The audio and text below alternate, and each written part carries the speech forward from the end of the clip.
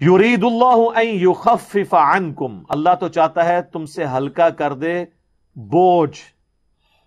یہ ساری کی ساری پابندیاں لگا کے اللہ نے آپ سے بوجھ ہلکا کیا ہے. شریعت کی پابندی لگا کر آپ کو نفسیاتی مریض بننے سے، انزائٹی سے بچا لیا. وَخُلِقَ الْإِنسَانُ ضَعِيفًا، اور انسان کو تو اللہ نے کمزور پیدا کیا. یہ حقیقت بات ہے.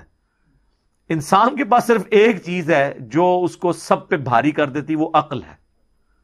باقی ہماری جتنی کیپیبلٹیز ہیں نا وہ جانوروں سے بہت کم ہے.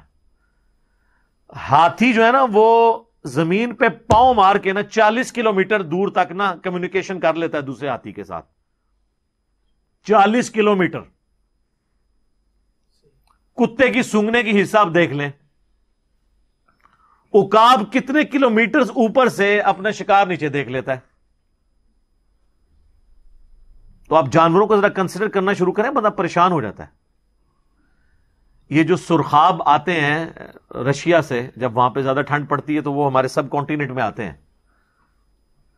5000 کلومیٹر ایٹ لیسٹ سفر کر کے آتے ہیں ہر سال، اور وہ ہوا میں ہی سفر کرتے بھی سوتے بھی ہیں اور اسی دوران اڑتے رہتے ہیں. اور ان کو یہ بھی پتا ہے کہ ہم نے ویوز جو یعنی ایئر کے جو مختلف لیئرز ہیں کس لیئر میں اڑنا ہے کہ ہم آسانی کے ساتھ یہاں پہنچ جائیں. وہ میرے بھائی کے ایک دوست ہیں تو وہ سرخاب کا شکار کر کے نا تو گھر میں ایک دفعہ سرخاب دینے کے لیے آئے تو مجھے کہنے لگے علی بھائی یہ پر دیکھیں، یہ وہ پر ہیں جو بوئنگ اور ایئر بس کا کوئی جہاز بھی اس طرح کے پر نہیں رکھتا جو اللہ نے اس کو پر دیے. فیولنگ کی بھی ضرورت نہیں سر، بس وہ وہاں سے چلتے ہیں اور یہاں وہ سوتے بھی ہیں، کھانے پینے کی بھی کوئی حاجت نہیں ان کو، یہاں پہ پہنچ جاتے ہیں اور پھر جب موسم دوبارہ نارمل ہوتا ہے وہ واپس چلے جاتے ہیں. تو جانوروں کو آپ کسی بھی جانور کی اگر خوبیاں گننی شروع کریں تو بندہ حیران رہ جاتا ہے.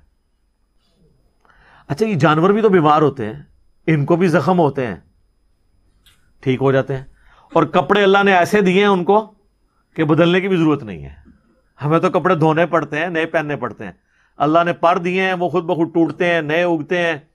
صفائی والا معاملہ بھی ان کا ہوتا رہتا ہے، ان کو کوئی نلاتا دلاتا نہیں ہے. تو آپ ایک اگر جانوروں کی کوالٹی دیکھیں تو انسان تو آپ کو نظر آئے گا کہ واقعی یہ جو اللہ نے فرمایا خلق الانسان ضعیفا، اتنا کمزور ہے انسان کہ آپ انسان کے بچے کو ٹیبل پہ رکھ دینا وہ نیچے گر جائے گا، لیکن آپ بلی کا چھوٹا سا بچہ بھی ٹیبل پہ رکھیں وہ نیچے نہیں گرے گا. اس کی جبلت میں اللہ نے ڈال دیا. یہ جو مرغیوں کے چھوٹے چھوٹے چوزے جب نکلتے ہیں انڈے سے، کس سکول میں جاتے ہیں وہ؟ دانا چگنا سیکھنے کے لیے، پانی پینے کے لیے. اور جب چیل آتی ہے تو وہ اپنے ماں کے پروں کے نیچے آتے ہیں. ان کو کس نے یہ ساری چیزیں سکھا دی ہیں؟ یہ اللہ تعالیٰ نے ان کی جبلت میں، انسٹنکٹ میں ساری خوبیاں ڈال دی ہیں. اور انسان کو صرف ایک چیز ہے، وہ عقل، جس کی وجہ سے اس نے سب کو قابو کیا ہوا ہے. ادروائز انسان کی اپنی جو کیپیبلٹیز ہے نا وہ جانوروں کے مقابلے پہ بہت کم ہے. انسان بہت کمزور ہے، جانوروں سے ڈر جاتا ہے. لیکن عقل دیکھیں آپ کے، عقل کی وجہ سے اتنے بڑے بڑے ہاتھی شیر ان کا شکار کر لیتا ہے. اگر ان کے پاس بھی وہی عقل ہو تو زمین پہ انسانوں کو نہ زندہ رہنے دیں. ہاں جی جناب، بس وہ آپ ایک عید قربان پہ صرف ایک ہی بیل ذبح کریں گے، باقی بیل پھر آپ کو ذبح کریں.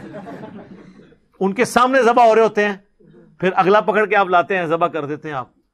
ورنہ اگر وہ یہ دیکھ لیں کہ یہ اس کا کیا مطلب ہے جو ان کے ساتھ ہو رہا ہے ہمارے ساتھ بھی ہونا ہے، تو آپ بیل میں جتنی طاقت ہے آپ اس کو گرا سکتے ہیں اگلے بیل کو.